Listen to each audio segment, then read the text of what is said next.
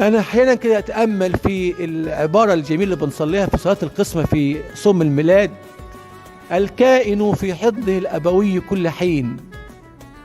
على رب المجد كائن في حضن أبيه.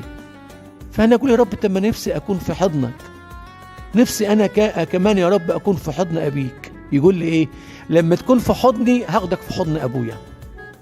حينما يكون الإنسان في خوف الله وفي شوق الله ربنا يسوع المسيح، يبقى أنت كده كأنك كائن في حضن أبيه برضه.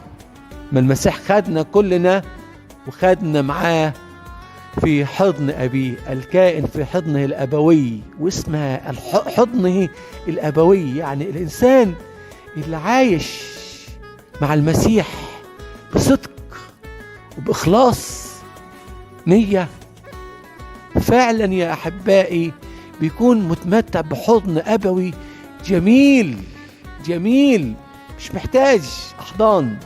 ياما ناس تقول لك ولد أو بنت كبير أو صغير يقول لك أنا محتاج حد ياخدنا في حضنه. يقول خد بالك، ليس هناك حضن آمن أمين إلا حضن الآب. كيسة قالت عنه الشرقية البنتكراتور، حضن الآب، حضن آمن أمين.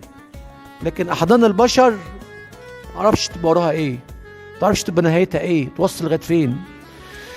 فاحترس يا إنسان الله حينما تكون في احتياج إلى من يأخذك في حضنه.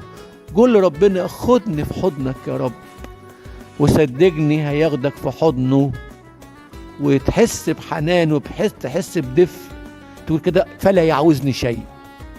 إذا يكون الكفاف كل شيء كل حين، كل الكفاف أن ربنا مكفيني بحنانه بعطفه بطيبته، لأنكم للمسيح.